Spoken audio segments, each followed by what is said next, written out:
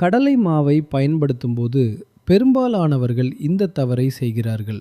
இன்று எந்த சரும பிரச்சனைக்கு எந்த கடலை மாவு காம்போ சிறந்தது என்பதை சொல்கிறேன். கரும்புள்ளிகள் மற்றும் தழும்புகளுக்கு கடலை மாவு பிளஸ் தயிர் சேர்த்து பேஸ்ட் செய்து பயன்படுத்துங்கள்.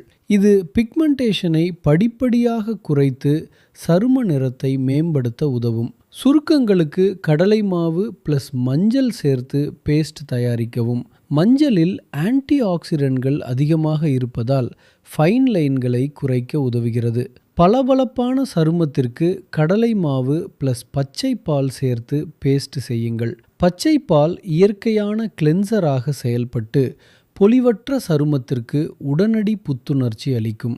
சண்டானை அகற்ற கடலை மாவு பிளஸ் எலுமிச்சை சாறு சேர்த்து பேஸ்ட் தயாரிக்கவும். எலுமிச்சை இயற்கையான பிரைட்டனிங் ஏஜென்ட். இது டானிங்கை குறைக்க உதவுகிறது. பருக்களுக்கு கடலை மாவு பிளஸ் தேன் பிளஸ் எலுமிச்சை சாறு சேர்த்து பயன்படுத்துங்கள். தேனில் ஆன்டிபாக்டீரியல் பண்புகள் இருப்பதால் பருக்களை கட்டுப்படுத்த உதவுகிறது. இந்த பேக்குகளை முகத்தில் 10 முதல் 15 நிமிடங்கள் வரை வைத்து பின்னர் மெதுவாக ஸ்க்ரப் செய்து கழுவுங்கள். வாரத்திற்கு 2 முதல் 3 முறை தொடர்ந்து பயன்படுத்தினால் நல்ல பலனை காணலாம்.